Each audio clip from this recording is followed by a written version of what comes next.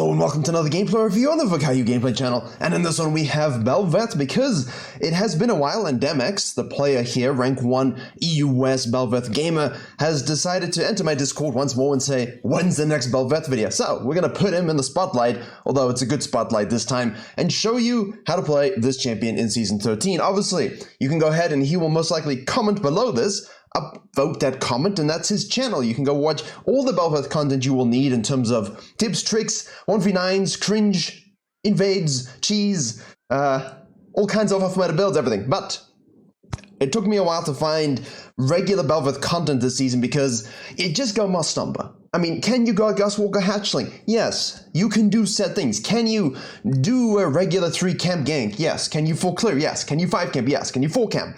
Yes. But Demex always likes to do late invades or some sort of cheese invades like this because BEL'VETH is so strong in a 1v1 capacity, even at level 1, even at level 2. I mean, very few champions can actually stick with her because of the Q. Now, we have done ourselves a favor here with the runes on your screen now. Absolutely standard stuff.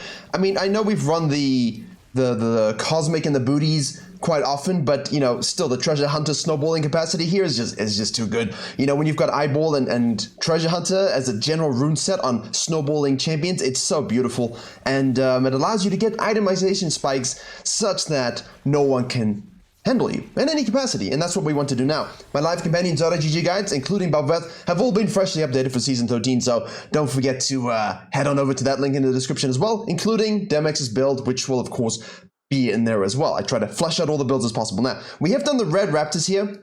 This late ward is very important, and obviously my particular strategy is dead. My particular strategy of, you know, having that control ward early and making these kinds of plays doesn't work anymore because we don't have enough gold for a control ward. So I thought Riot would replace that in some capacity, but they really didn't, did they? Now, we have here the BEL'VETH essentially going from the red raptors to the grump. Why? That gives us level 3, because if you go red, raptors, blue, you get level 2, and if some sort of shenanigans is afoot, and you need to rotate while you're level 2, so that just straight up sucks. So we'll do the grump, we'll get 3, then we'll decide, right, what do we need to do next? Okay, we'll float on over to the wolf camp here. Okay, I went in a theoretical pathing tangent, but, you know, we don't know exactly what the heck room is. If he saw us, all right, do this kind of play through whatever reasons, you know, then he most likely could vertical. So we don't really want to spend too much time here if we want to defend this quadrant. However, the downside to doing this kind of play with a bot lane that's going to have prio in this particular situation. Now, it's even worse if you're playing in low Elan, you've got your Morganas and your Caitlins and things like that. You know, they don't know how to control themselves. But the Hecarim, obviously, and this happened while I was doing a pathing tangent, so I wanted to rewind for you. This wave is crashing. What's he going to notice? Oh, my Raptors is gone, oh, my Red's gone. What's he going to then do next? He's not going to say, ooh, let me go to my Krugs. I mean, if you're a bad jungler, you will, but he's going to say, okay, well, bot lane's pushing, I lost my camps, I might just gank it up. And what Demex, what BEL'VETH could have done here is said, all right, could I anticipate this eventuality, do my blue and kind of shadow that? Yes, but if he vertical jungles you and he's not there, then you're kind of standing there twaddling your thumbs. It's not good, right? So this is the downside to these sorts of plays without the vision control and the tracking through vision control that we can necessarily get. Obviously, this ward died out, and we're like, where is he? So this answers that question, and obviously now the Hecarim gets 2 free kills, which you would kind of hope your bot lane were doing human things and not just auto-pushing it, because obviously a full-clearing jungler who realizes 2 of his camps are gone is gonna go and gank a pushing lane, especially Hecarim. So bad discipline by bot lane, but we are used to said things. Now, we have done a full clear upside minus our blue buff, because who really needs that? We're going to use our Q to gap close here. We're going to Q again. We're going to make sure we get the flash W. We're going to auto attack plus another Q, and falls does the Akali. Good patience, good use of the mobility, and obviously remember the W will reset that directional Q, so you do have that follow-up as necessary. Now, we do have a Karma mid lane against us, against a Casadino. Playing against, or with a Casadin, excuse me, is always fun, because if you get them snowballing and you snowball, then, you know, GG's. Now we're basically just shadowing this particular situation here. Obviously, what we need to pay attention to is the fact that Hecarim could reset, come for his tier 2 grump. So we kind of hang around here to see if the Akali is going to, oof, we missed that W, that's not so good. There's a Hecarim, here he is, here he comes. A little bit of an E knockback, but this is good, you see. I'll address it in a second. Katarina top lane versus Akali top lane. Like, they're in a minion wave, guy, and the Karma's rotating up. We do hit that one. The Katarina does get the blink kill. The dagger positioning nicely. The Kassadin's like, guys, Guys, I can't rotate. The Katarina goes back in. Keep auto-attacking all the time. Use that Q again to gap close on the Karma. The biggest thing here about this whole fiesta, and we'll get to it as Demex should be able to finish off the Karma. Well, let's see. Should is an operative word there. We don't have our... Karma. You know, I still like Karma. Fiesta Gaming. Okay, so... Breaking, no, I need to speak and explain these things. I need to explain what's going on. Oh no, he didn't. Obviously she's gonna walk all the way back, man. Come on now. Come on now. Oh, just go away, you stupid horse. I need to talk. Okay, so BEL'VETH in this particular situation kills the top laner. Kalia's TP. She comes back into the lane. You know that the Hecarim would have realized obviously nothing up, so he ganks bottom lane. And then he says, well, 2 kills, I go back to base, get an item spike. But obviously, this will be delayed. These will be up first for him, from his perspective. So he's going to go here. So Demex shadows this potential counter gank here, but also because Akali TPs and goes into a fat wave. So we'll gank it. Hecarim shows up. Karma shows up. And the whole time that's happening, early waves do a hell of a lot of damage, guys. A hell of a lot of damage. It's really a lot. And, you know, the Hecarim was just like, I'm gonna tank all of this. Akali's like, I'm gonna tank all of this. Karma's like, I'm gonna tank all of this. But Karma allowed her to disengage, and we were a little bit lucky to get out. So, you can go Gus Walker Hatchling, as I was saying at the very beginning, but just go Moss Stomp. It's de facto the best. No questions. Okay? Now, you're still rushing Blade of the Rune King. Okay? You can still go Kraken first, but Blade is the best. Alright, Hecarim now should be showing up here. And there is a lot of Jack Show tech also. But at the beginning, when they first released her kit, and I did a hell of a lot of testing on this in the PB, and I was like, you know, maybe Trinity Force could be good. And obviously you have to hypothesize, and PB is terrible for kind of predicting this stuff, and that was way wrong, right? But the concept was obviously getting that sheen, itemization, plus those attack speed passives. So the Frostfire, that has now become Iceborne, now that has that sheen as well, also gives that HP armor and slow that, and the tankiness above it really likes. In essence, that whole sort of Frostfire Blade build has become even better now in this particular season.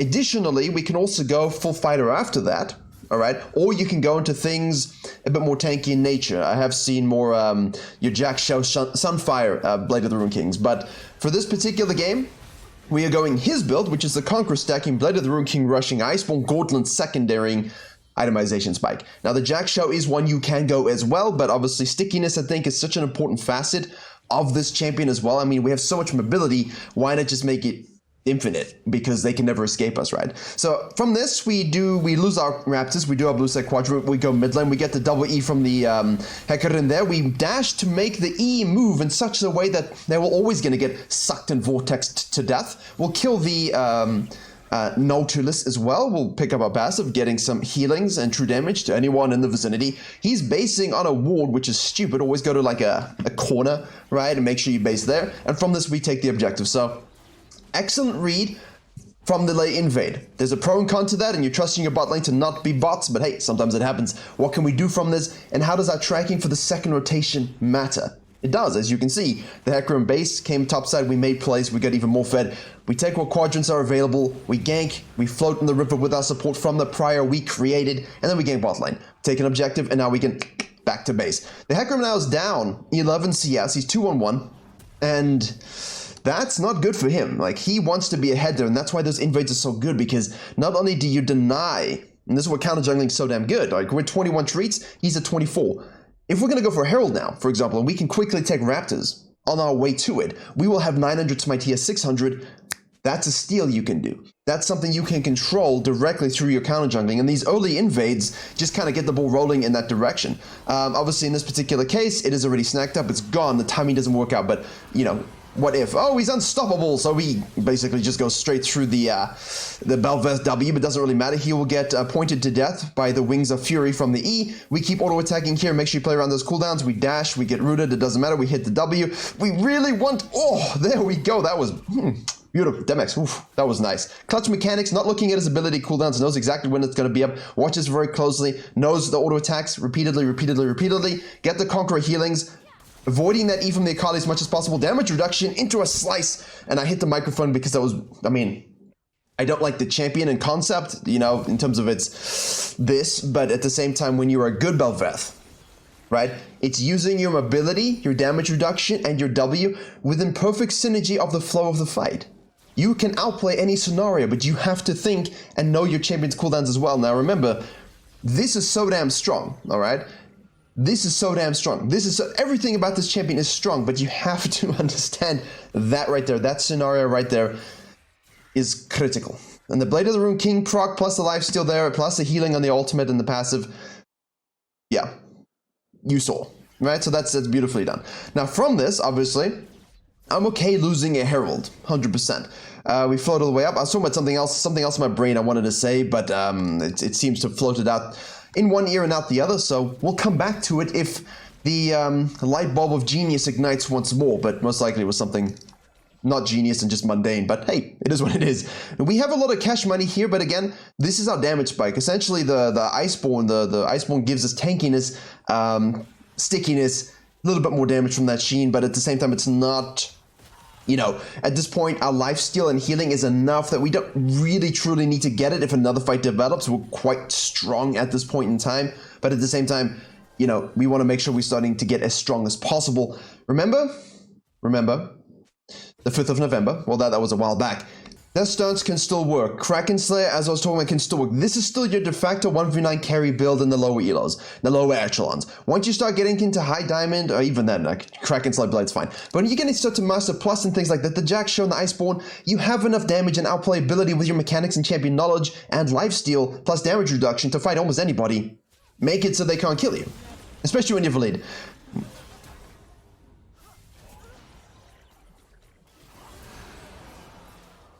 Doesn't everyone just love Hecarim? I mean, it's so great that you can do this to him, but then he just runs at things so quickly, like, it's so annoying. His rotational power is something that vexes me no end, because no matter what you do to the guy, eventually he can still one-shot somebody or rotate to a fight that no other jungler will be able to get to. It bugs me. Just a little bit. What is with the refusal of right to absolutely gut this shit champion? Honestly, like, gut Hecarim, gut Udyr. Can we have one season without either of those champions even being remotely good? Please, it's been 2 years of this unskilled nonsense. Can we just remove it? And people are sleeping on BEL'VETH in isolation, because she's definitely not as, you know, OP or strong as she was in season 12 at this stage, and that's largely because people aren't playing her correctly to the meta. And when you've got a lot of things running around with a lot of damage, and you've got Hecarims and Udyrs dominating, right, do you need more damage to kill them, or do you need to survive more yourself, and then use your lifesteal positioning and sustain to outplay them, which, as you're seeing, is exactly what we want to do. And Blade of the Rune King is really good against those particular champions, and you know, this was unholy broken when they had scaling on the lifesteal, and then they removed that, so that's nice that that's gone. But you're seeing here as well, sorry, I had to turbo sneeze at the terrible nerfs that came through in the micro patch. Really not going to change anything. I mean, they're just slaps on the wrist entirely. So we didn't get the Herald for the fishies for the split pushing, but again, this is still the concept that we want to use, right? Push the waves, fall back, take your camps, objective up. So we don't want to stick for our topside quadrant or even the crab here. If we had a bit more time, maybe. Ideally, we just go back to base here. We will have Iceborne completed. And then, of course, now you can flex. As I said, if you want to build Jackshot plus Sunfire plus Blade, I don't know if I would do that unless it was some kind of, I don't know, really weird game. I do think the Death Stance and regular itemization will be fine. Obviously, you can go Wit's End as well. Death Stance, Wit's End, that changes nothing at all. It's only the Kraken versus the Iceborne, essentially, that we're looking at this particular stage. But Conqueror, you know, we talked about this. It was like, but look at the healing. Look, I mean, look, this is such a stupid-ass argument. You know, I covered this on the main channel as well, where Kindred invaded level 4, had a 3v1, had 0 healing on Conqueror, won the fight, and after the fight had 89 healing or something, that's it, but was at sub 50% health for a long period of time. That healing is the only reason that fight went through. So you have to look at it in use cases, right? It's not just, oh, look at the low healing from the Conqueror, and even so, like, we're at 14 minutes, it's still 500, right? It's specifically the bonus adaptive force you get, the AD that you get from that rune as well. And I wish they put the data in there. I want to see that, because that would make people change their minds over it. There's too many memes over, oh, the Conqueror healing. It's not just about the healing, but it's also about the healing when you're this close to death. Like right here, right? The lifesteal from the E, the lifesteal from the Blade of the Rune King, the healing from the Conqueror. All of that is why we live there. And Last Stand, obviously, is pretty good. People do like to go alternative runes like this one. We do like the Coup de grace. Well, not in this particular game because we have coup, we don't have last stand. Anyway, so we're gonna go out of base here, straight to the objective, the outside in rule, right? Don't do your red side, then the herald. If we have the lane prior and the positioning and the lead to be able to just go straight for this objective, we shall do so. Nice, deep vision by everybody. We saw the Heck Room as well. We have the Cassidon who's, you know, slowly scaling, stick at the back of the pit here so that we can go over the wall if necessary. Once we hit our true form, we'll snack that up. That's juicy. Now we have fish. We saw Heckram here, we see the Kali fall back. Can we go into a little bit of an invade? Yes, we can. Hello! If you can sneak that away, that's good. See the Iceborne here, the slows? Doesn't really matter against Heckram, but in concept, you see that, right? Especially against highly mobile metas when you've got things like Lillian. Ooh, are we going for the cheeky? Yeah, we went for the cheeky, but he ran all the way home then. Silly. Oh, hello, Nautilus. We're going to make sure we hit that QW. We'll get some auto attacks. We'll Q again. Let's just keep going. Auto attack, auto attack, auto attack. We've got the sucky suck. That should equal a dead person. Yes, it does. We kind of end up in a weird position there where we kind of wanted the passive or the coral, but we didn't get it. Now we've been chased down by their entire team, and I think that's a little bit greedy. But we know that. What is being fed and enjoying hyper carries if we don't push the limits once every now and again? But at the same time, don't do that. No, just take your win, full back, get out as much as you can, push the waves, take all of this. If you have an item, you can reset or you can just sequence all the way down. Then you can cut into this particular situation. Do that when you're playing in low elo, please. Because if you do this in low elo and give shutdown and your team is just like, I mean, it's not even that far from what's happening here. They're kind of just running around. They don't know what exactly to do without you. You are the captain of the pirate ship. You've got a 153 top Katarina despite your long presence there early. It's still a Heckram. It's still a Karma and Samira. One fight without you, it could be doomed, you know? So I always say one death when you're in high elo for this kind of thing, as we've talked about a lot on this channel. This one death is your fun mistake, but you cannot afford to do more. And even then, sometimes you can lose games from this. So it depends on the nature of your team comp. In this particular case, we will assume this was our one mistake. We're actually going to go for the Wit's End. And I think that's prudent because obviously with Heckram, a little bit of hybrid there. We've got the Kali, we've got the Karma. And are we worried about the Samira? No. And obviously we've got damage reduction and we can kill her anyway. So additionally, as I keep forgetting, this is 50 armor. Now, I do wish that they just made the Sunfire hybrid and they made the Chemtank hybrid. This is good. We want to kind of sequence here. Okay, I'm pausing here quickly. When you do this kind of stuff, going outside in is good, right? Mid-game. Outside in, Krugs, Red Raptors, as it were, because then if this happens, we can move to it quickly. If you go Raptors, Red Krugs, and you go up, now, oh, they're fighting mid lane. Now you got to walk all over trace ground. You're wasting time. If you do this, and then you kind of slide into this quadrant, and you see it, you can cut down just as easily. So keep that in mind. All of that, obviously, is in my live companion guide. I give you those triggers and things like that. So Heckram, kite back, hit the W to stop the engage. We get hooked, doesn't really matter. We get knocked up. We will get Samira a little bit where we respace with our Q. Now we have a cannon wave. We have the Cassidon joining in. We have the set going in, hitting things on the Akali. We try and disengage with the W. Doesn't really happen. We're going to reposition and peel on the Heckram. We're going to move in to get a maximum E dosage, which we do. We get the true damage healing from our passive. Eat the coral, eat the coral. There's another one, but we can chase down, I think, instead of worrying about that. Oh, that was a max. See, that was nice. See, that's champion knowledge. That's champion knowledge. I had a Zyra game yesterday, actually, when Zyra Jungle, yeah. We turn on a fight here forward, and I just hit an absolute max range E to kill someone who was going to sustain up again. So it's the same kind of thing. When you have good champion knowledge, and you understand fully how to use your champion, and you don't have to think about the skill shot, you just know when it's going to hit. Obviously, elevation does affect your skill shots, so that muscle memory does help as well. But from this, beautiful fight, good peel, use your tankiness to actually get in the middle of the fight, which is the issue when you do the Kraken Slayer build. Sometimes you have to be a bit more assassin-y, as it were. And go to the bot lane, push the wave. No point using the Herald here. I know some of you are like, well, should he use the Herald? You're thinking it, but no, because your whole team is resetting. There's an objective showing up here. Their whole team will just catch it. It's not going to really do much. You're not going to finish a tower. You need to reset to get your Wit's End. Now we're going to start to build into our Death Stance. We've got the Mercury Treads. Base, buy, clear, float down to this, right? No outside in rule here because we want to take everything and sync up with the dragon perfectly. Now we want to use it. Obviously, the timer is important. So if your timer is going to expire, then yes, just use it. Don't lose it. But in this particular case, Using it allows us to create a bit of pressure for the dragon, which is always what we like. We use the scanner here so we can try and guarantee the W, but Akali does things and then we'll just E-suck and kill her, take the coral. It's always nice to watch an Akali die. Refresh our true form, and now this will do this. I love doing this, actually. I love doing this. You have a second herald. That's why I love the second herald. We don't meme that as being bad. It's good to have a second herald. First one for plates and cash money and riches, if possible. The second one is just for this macro pressure. Because if your whole team was fighting them, for example, right now over the dragon, and it was a really close fight, a really close game, that herald is doing work right now without anybody dealing with it. And if they ignore it, this will start to knock stuff down. And I've had things really, I've had 1 and 2 completely blown out by a second herald while we're fighting 5v5. And we actually, one time, I remember we lost it. We had one person in the enemy alive, but we got 2 towers for it, so it was fine. So that macro pressure can always be really good around dragons. Now in the meantime, chase everybody down. I think we've come online, so...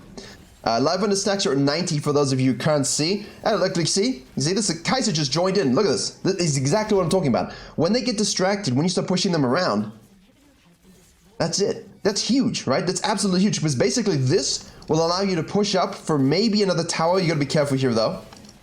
You don't overstand die. Kaiser. Yes, sir! That'll be another one. We get knocked up, but it's too late for you. And we can keep auto-attacking. Don't always get baited by your coral, alright? Take it when it's safe, take it when it makes sense, but if you can chase people down, don't take it and lose more kills. We need to base now. 2,587, that's a lot of cash money. Unfortunately, not quite enough for death stuns, but, you know, pickaxe plus a warhammer, that'll do just fine. What this does is open you up for total barrier control, because this will now slowly push. Hecarim will show. I mean... Kraken builds and things like this can just solo that, but maybe low elo things when no one really wants to do it. But ideally, we just kind of go towards this, and we want to start it up. We can still solo it. Yeah. Don't you love it? Don't you love it when you can solo it? I mean, it's better if your team joins you. I would prefer if my team just joined me so we can make sure we burn it quickly and we don't, you know, end up in a rough scenario. But this is exactly what that second herald does. So... instead of wasting it, we base, we use it, we collapse them and get the pick, we get the free objective. This does, you know, this does work. We kind of keep them busy, keep them busy, keep them busy. Kill, kill, kill, kill, kill. And then once you've done that, you push up the map here. This is open, back to base, straight to the Baron. Here we fall back to the register, just so we can make sure we secure that. Ideally though, if you could take this and Baron and you don't have to base, we just sync up with our team. But here we do have DD, so item spike is huge. And fortunately, we have map pressure.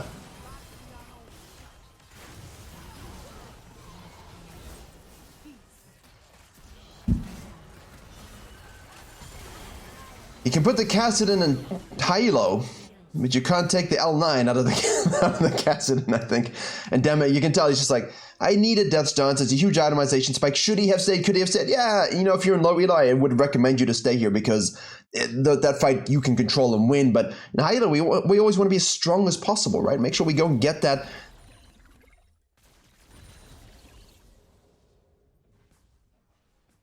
Moss Stomper. Yes, it was nerfed, but it's not the point. It's still good. It was overtuned. Now it's just good. Yeah, you got it? It didn't go from OP to shit. It just went from OP to strong. Hey, let's 1v3. I think we can 1v3. Ooh, a little bit of sucky. They're forced to disengage. We'll space that one because we don't want to get karma zoned. We have the rotations by the Katarina, and she dies because that's about right for Katarina. Made 178. Ravenous Hydro Death, Divine Sundra Katarina. Every time I see anyone build that, they int. Every single time that build has existed, they end. They were going for the flash to try to get the kill, but we can keep respacing and healing. The Frostfire is doing absolute beast work here. We do end up dying because CC and Hecarim and towers, and we were biting off more than we can chew, and our Katarina and Kassadin inted, for sure. But this does work. Damage to champions, 576. Damage reduced, 721. So that's meaningful, right? 0 healing on the death stuns, but 4,747 bonus damage on that Blade of the Rune King. So that one death did cost us, but we fixed it pretty easily. The second death was just not really our fault, but again, we should try not to die ideally in that situation. I know we're playing aggressively. Kraken will give you that ability to kind of solo those fights, but then you're significantly more squishy and prone to death in CC-based comms. Here, though, what do we think? Double Q knockup, get hooked by the Nautilus, doesn't really matter. Space to the backline to get the kill. We use the suck, we get the heal. We use the suck, we get the heal. And we can keep respacing. That'll do it. That'll do it. That should end the game there. Very nice. You're seeing here what this allows the BEL'VETH to do in terms of a bit more aggressive engages without so much concern about your life. Yeah, you've got the Moss Stomper, you've got the Iceborne Gauntlet, you've got the extra HP that you gain from this as well. Remember that? You get 150 HP, 15 tenacity, 15 slow resist. It's a huge thing for your mobility, and as BEL'VETH you need that, so huge item here. I know everyone's going Jack Show because of the stacking, but I personally still prefer this one. Demex is running this at the moment. Go Moss Stomper. If you want a 1v9 with damage, you can go Kraken, but you will lose, as we always did, a bit of that engaging tankiness. So all in all, 18-7. Both deaths were aggressive plays. First one, our fault. Second one, Cassidy, and I don't know why he's dying there, but we just try to push it a little bit. That's fine. You can always just zone and chill in low elo, which I do recommend, because your team will now, once a Cassidy dies and then you die, they'll die while you're dead, and then you go and die. You see what I'm saying? Your respawn times are so disparate to the whole team that the enemy team just gets back into the game and wins. So definitely a lot more discipline on that later game positioning for you. It's better to stay alive and just take all of their stuff. Take all the objectives, keep pushing the waves, and just don't get caught out. Wait for your team to be up and then finish the game. But beautiful game, really nice, beautiful 9-minute fight, you know, after that first dragon when we reset for the Herald and he got the Herald. That mechanical outplay and that understanding of the champion is why we kind of smurfed this game. In the end, 910 healing, and you'll say, that's not a lot, but I say, what did the 910 healing do in those close fights? Did it allow us to survive, thrive, and then kill everybody? Yes. So the GG guide for BEL'VETH below. Demex will comment below. That will be his channel. Go and observe it as well. Thank you very much for watching, and as always, see you all in the next tutorial.